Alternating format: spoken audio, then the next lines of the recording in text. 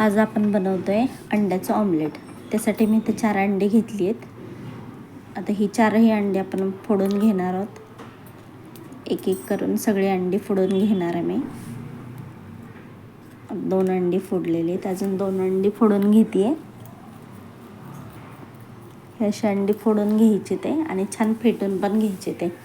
आता अंड्याच्या ऑमलेटमध्ये घालण्यासाठी मी कांदा, टमॅटो आणि कोथिंबीर एकदम बारीक चिरून घेतलेली आहे. हे अंडा पण छान फेटून घ्यायचं असं.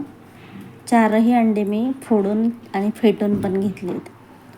आता कापलेला कांदा, टमॅटो आणि कोथिंबीर हे तीनही आपण त्या ऑमलेटमध्ये घालणार आहोत. हे घालून परत एकदा सगळं मिश्रण आपण फेटून घ्यायचं आहे छान. हे असं फेटून घेते मी. फेटून घेतल्यानंतर ना आपण हळद, मसाले घालणार आहोत. ह्यात थोडीशी मिरची पावडर घालते. 1 चमचा मी मिरची पावडर घातली आहे, अर्धा चमचा हळद घातली आहे आणि चवीपुरतं मीठ घातलेलं आहे. आता हे घातल्यानंतर परत एकदा छान मिश्रण मिक्स करून घ्यायचं आहे. मिश्रण छान फेटून घ्यायचं आहे. परत सगळं मिक्स झाल्यानंतर आपण हे अंडा आता फ्राय करणार आहोत.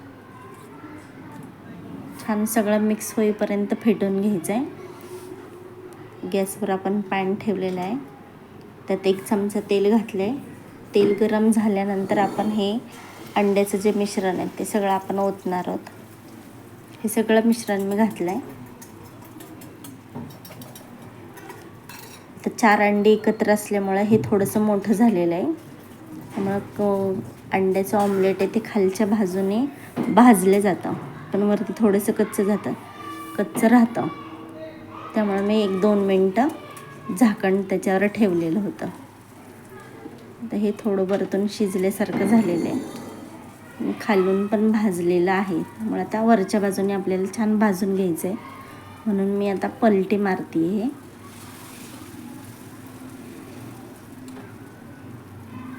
छान असं वरच्या बाजूने बघा भाजलेलं आपल्याला दिसतंय. आता खालच्या बाजूने पण आपण छान असं भाजून घ्यायचं आहे.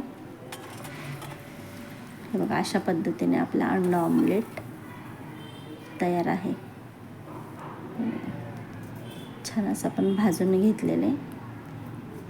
मिडियम गॅसवर भाजल्यानंतर ना हे असं छान असं ऑमलेट आपलं तयार होतं. मस्त असं ऑमलेट तयार आहे.